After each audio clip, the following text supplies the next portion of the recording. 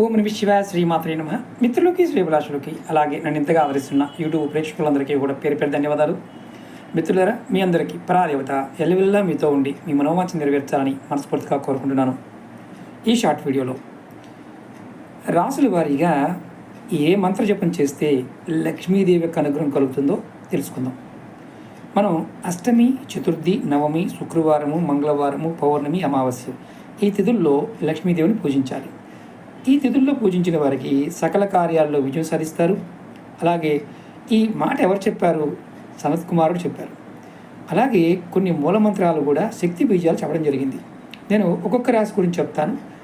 మేషరాశి, ఈ రాశి వారు అందరూ కూడా ఈ మంత్రాన్ని రోజు ఉదయము, మధ్యాహ్నం, సాయంత్రం వీలైనంత వరకు 21, 54, 108 అంతకన్నా ఎక్కువైనా చేయవచ్చు.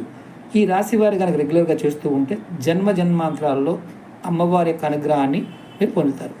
మంత్రం వచ్చేసి ఓం ఐం క్లీం సౌ. ఓం ఐం క్లీం సౌ. ఈ మంత్రాన్ని మీరు రెగ్యులర్గా జపించేయండి. అలాగే మీకు ఈ వీడియో నచ్చిన లైక్ చేయండి, ఛానల్ సబ్స్క్రైబ్ చేసుకోండి, పక్కనే ఉన్న గంట సింబల్ని యాక్టివేట్ చేసుకొని 10 మంది మిత్రులకు షేర్ చేయండి. నెక్స్ట్ వీడియోలో వృషభ రాశి వారి గురించి తెలియజేస్తాను. ఓం నమః శివాయ శ్రీమాత్రే నమః.